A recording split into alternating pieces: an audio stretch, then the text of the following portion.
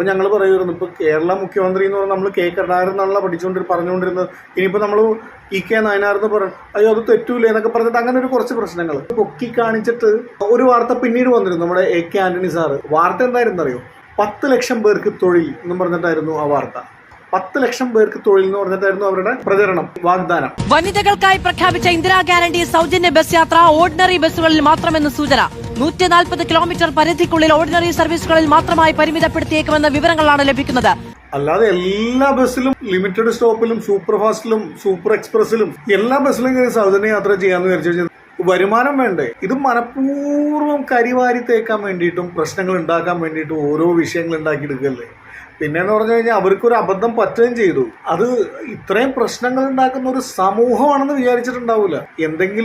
ഇതിപ്പോൾ എന്തെങ്കിലും ചെറിയൊരു വള്ളിമ പിടിച്ച് കയറി പ്രശ്നം ഉണ്ടാക്കാവുന്ന രീതിയിലാണ് ജനങ്ങൾ നിൽക്കുന്നതെന്നും അല്ല. സാധാരണ ജനങ്ങൾക്കത് ബോധമുണ്ടെങ്കിൽ ആലോചിച്ചാൽ മനസ്സിലാവും. ഡെയിലി യാത്ര ചെയ്യുന്ന ആൾക്കാരെ ഉദ്ദേശിച്ചിട്ടും എന്താണ് നിബന്ധനകളെന്ന് കൃത്യമായിട്ട് നമുക്ക് പുറത്തേക്ക് കിട്ടിയിട്ടില്ല.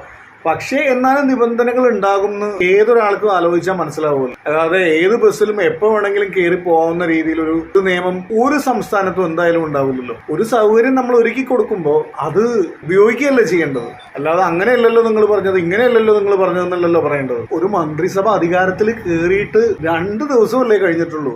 ഏത് മന്ത്രിസഭയാണ് അല്ലെങ്കിൽ ഏത് പാർട്ടിയാണ് തെരഞ്ഞെടുപ്പിന് മുമ്പ് കൊടുത്ത വാഗ്ദാനങ്ങൾ മുഴുവനായിട്ട് പാലിച്ചിട്ടുള്ളത്? അതും ഇത്രയും ഗുണം കിട്ടുന്ന ഒരു കാര്യമല്ലേ. ഇപ്പം എൻ്റെയൊക്കെ ചെറുപ്പത്തിലെ എനിക്ക് ഓർമ്മയുണ്ട്, ഞാൻ UP സ്കൂളിൽ പഠിക്കുമ്പോഴാണ് എൻ്റെ ഓർമ്മയിൽ കേരളത്തിൽ മുഖ്യമന്ത്രി എന്ന് പറയുന്നത് K കരുണാകരനാണ്.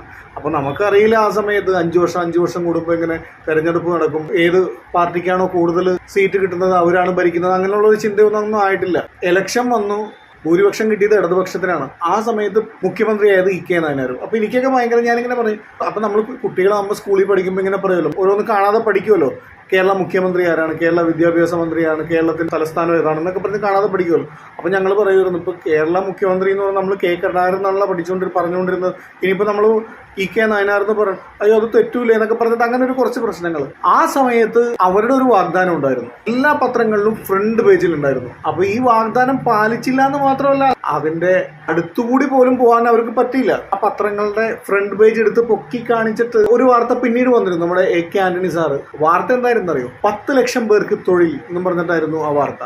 10 ലക്ഷം പേർക്ക് തൊഴിൽ എന്ന് പറഞ്ഞിട്ടായിരുന്നു അവരുടെ പ്രചരണം, വാഗ്ദാനം. ഇപ്പോൾ കുറച്ചു മുമ്പ് നമ്മുടെ K സുരേന്ദ്രൻ BJPയുടെ പുള്ളി പറഞ്ഞില്ലേ, 50 രൂപയ്ക്ക് പെട്രോളിന്റെ കാര്യം പറഞ്ഞപ്പോൾ പറഞ്ഞില്ലേ, അതെവിടെയെന്ന് ചോദിച്ചപ്പോൾ പറഞ്ഞു, അങ്ങനെ എന്തെല്ലാം വാഗ്ദാനങ്ങൾ നമ്മൾ തെരഞ്ഞെടുപ്പിന് പറയുന്ന വാഗ്ദാനങ്ങളൊക്കെ പാലിക്കാൻ പറ്റുമെന്ന് ചോദിച്ചിട്ടുണ്ട്. എന്നെ സംബന്ധിച്ച് എനിക്കിങ്ങനെ, ഇപ്പം നമ്മൾ പുരുഷനായതുകൊണ്ട് നമുക്ക് സൗജന്യ യാത്രയൊന്നുമില്ല, എന്നാലും ഈ സ്ത്രീകൾക്ക് സൗജന്യ യാത്ര കിട്ടുന്നു എന്ന് പറയുമ്പോൾ നമ്മുടെ വീട്ടിലുണ്ടല്ലോ സ്ത്രീകൾ, അത്യാവശ്യം പോകുന്ന ആ നിബന്ധനകൾക്കുള്ളിൽ നിന്ന് സഞ്ചരിക്കാനായിട്ട് അവർക്കും പറ്റുമല്ലോ.